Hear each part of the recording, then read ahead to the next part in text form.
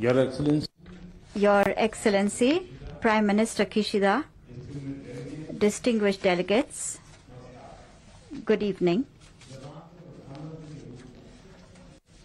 It is a great pleasure for me to extend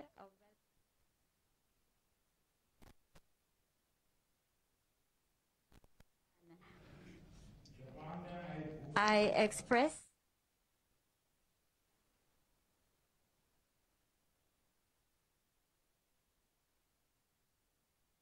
in the earthquake that took place a few days ago.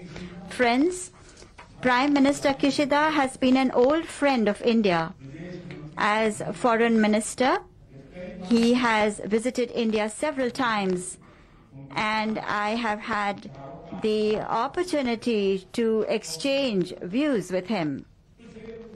Over the last several years, the India-Japan global partnership में जो अभूतपूर्व प्रगति देखने को मिली, उसमें प्रधानमंत्री Kishida की महत्वपूर्ण भूमिका रही है। आज की हमारी समिट का आयोजन एक बहुत महत्वपूर्ण समय हुआ है। विश्व अभी भी कोविड-19 और उसके दुष्प्रभावों से जूझ रहा है। वैश्विक इकोनॉमिक रिकवरी की प्रक्रिया में अभी भी अड़चनें आ रही हैं। जियोपॉलिटिकल घटनाएं भी नई चुनौतियां प्रस्तुत कर रही हैं।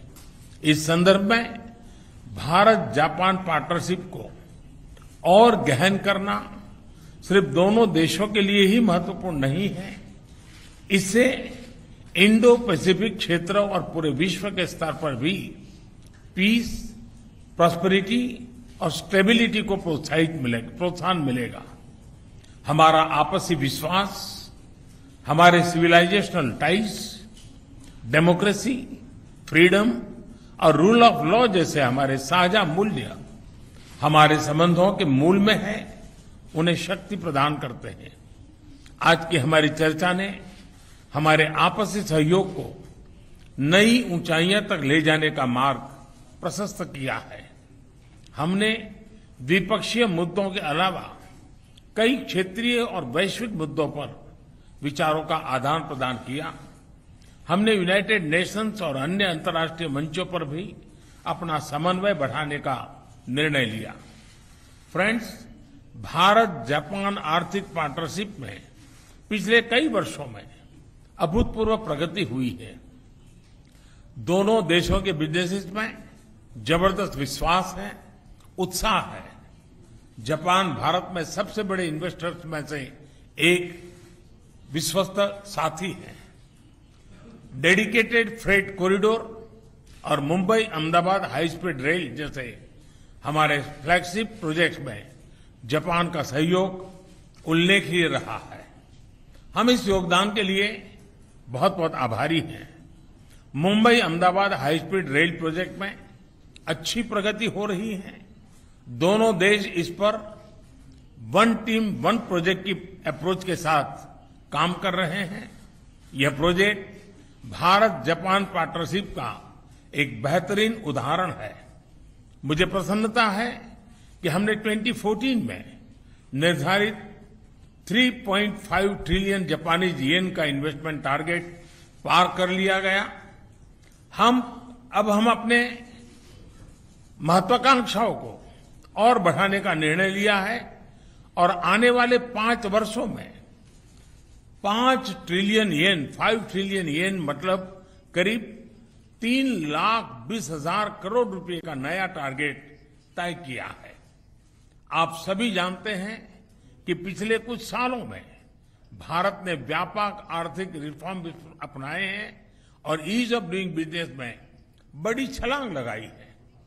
आज Bharat make in India for the world के लिए असीम संभावनाएं प्रस्तुत करता है।